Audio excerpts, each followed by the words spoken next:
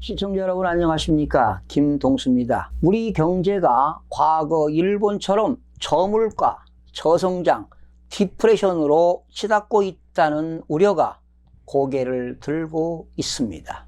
소득과 일자리가 늘지 않는 상황에서 민간 소비와 기업 투자 등 내수가 위축되는 현상이 곳곳에서 나타나기 때문입니다. 수출은 지난해 12월 이후 10개월 연속 감소하고 있습니다. 경제협력개발기구 OECD는 세계 수출 규모 순위에서 2016년 4위이던 한국이 내년에 8위로 추락할 것이라는 전망을 했습니다. 우리 경제가 건강하게 되살아나고 집값이 안정되기를 바라면서 본 방송 시작하겠습니다. 2020년 1월부터는 실거래 불법 행위, 이상거래로 인한 시장 교란 근절과 지속적인 조사를 위해 국토교통부 중심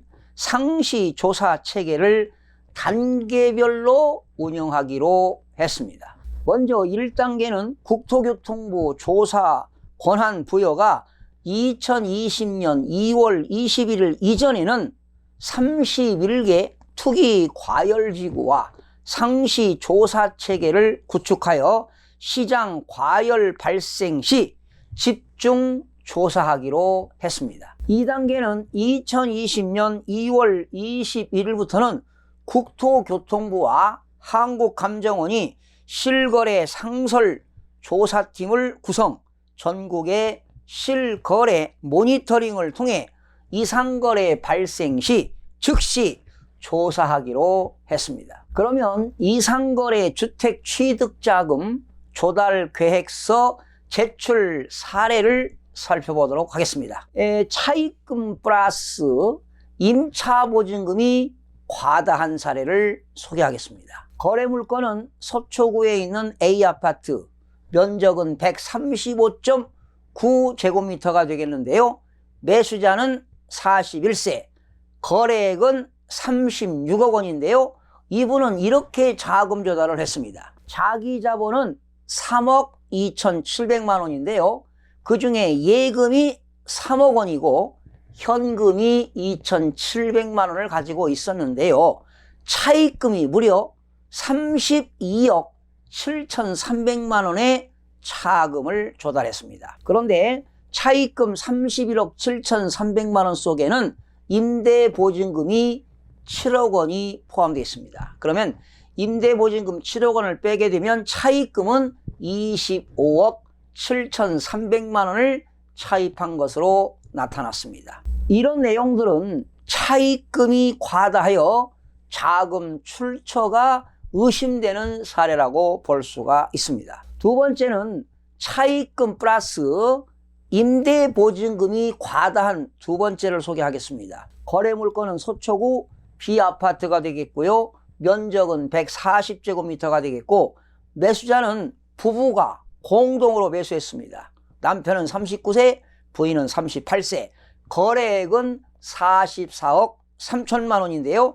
자금 조달 내역을 보게 되면 총 자기 자본은 16억 1,500만 원입니다. 바로 이 예금이 16억 1,500만 원이고 총 차입금은 28억 1,500만 원을 차입했는데 이 중에 임대보증금은 5천만 원이 포함되어 있습니다. 그런데 여성은 자기 자금이 10억 4,500만 원이 되겠고 그리고 차입금이 11억 7천만 원이 되겠고 남성은 자기 자금이 5억 7천만 원이고 차입금이 무려 16억 4,500만 원이 되겠습니다. 그러면 남편과 부인이 둘이 합쳐서 차입금이 무려 27억 6,500만 원을 차입해서 주택을 산 것으로 조사가 되었는데요.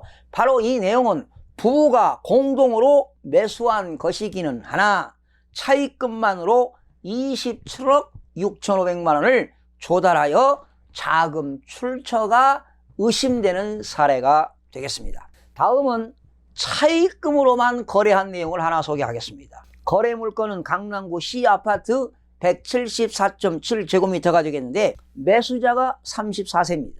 거래 금액은 30억인데요.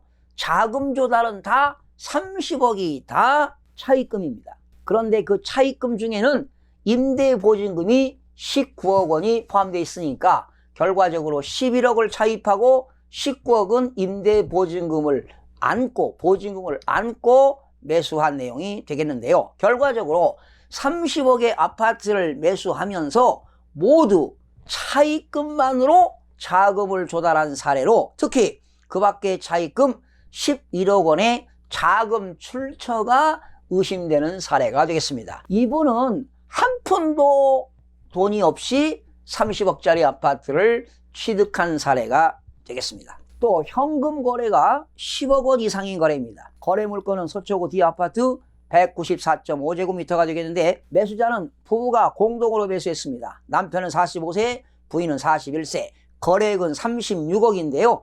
자금 조달은 총 자기 자본이 19억 3천만 원입니다. 그중에 예금은 3억 3천만 원이고 증여와 상속이 3억, 현금이 13억인 총 차입금은 16억 7천만 원이 차입금이었습니다. 자기 자금이 8억 1천만 원 되겠고요. 그중에 예금은 3천만 원, 증여 상속이 3억, 현금이 4억 8천, 차입금이 4억 5천만 원이고요. 남성은 자기 자본이 11억 2천만 원인데 예금은 3억, 현금은 8억 2천, 차입금이 12억 2천만 원이 되겠습니다. 이 내용은 부부가 공동으로 증여도 받고 일부 상속도 받고 대출도 받고 예금도 있고 현금 등으로 매수하였으나 현금 보유는 13억이고 차입금 16억 7천만 원이 과다하여 자금 출처가 의심된다, 이런 내용이 되겠습니다. 그 다음에 기타 차입금 과다입니다. 거래 물건은 서초구 E아파트 186제곱미터, 매수자는 40세,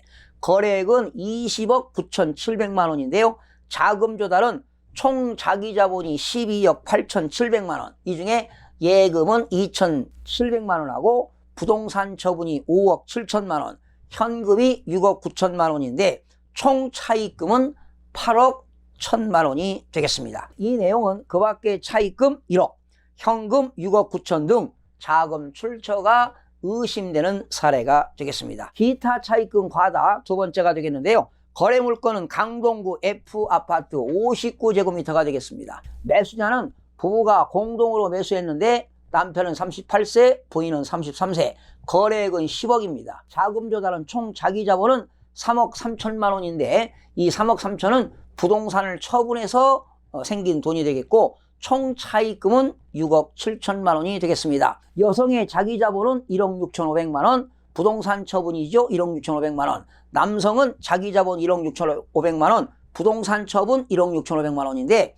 이때 남성이 6억 7천만 원을 차입해서 부동산을 취득한 사례가 되겠는데 이 내용은 30대 부부가 매수한 것으로 추정이 되면서 차입금 중 가족 간 대출 등 가능성이 있어서 자금 출처가 의심되는 사례가 되겠습니다. 지난 10월 1일 정부가 부동산 대책 일환으로 부동산 실거래 불법행위 집중조사가 이루어진다면 주택가격은 당분간 안정화될 것으로 보입니다. 요즘 서울 등 수도권에서 갭투자를 한 사람들은 주택가격 하락으로 막대한 손실이 발생하지 않을까, 이런 예상을 해봅니다. 차입금이 과다하여 자금 출처가 의심되는 사례를 합동조사 체계를 2020년부터는 상시조사로 전환하고 대상 지역도 확대하여 국지적인 시장 과열과 불법행위 적발 시 신속하게 조사를 추진할 계획이라고 밝혔는데요. 일관성 있는 행정을 통해 집값 안정화에 총력을 다해 주시길 바라면서 마치겠습니다. 시청해 주신 여러분 대단히 고맙습니다. 매일매일 최선을 다하겠습니다. 내일 아침에 찾아뵙겠습니다. 마음이 드셨다면 구독, 좋아요 꼭 부탁드리겠습니다. 고맙습니다.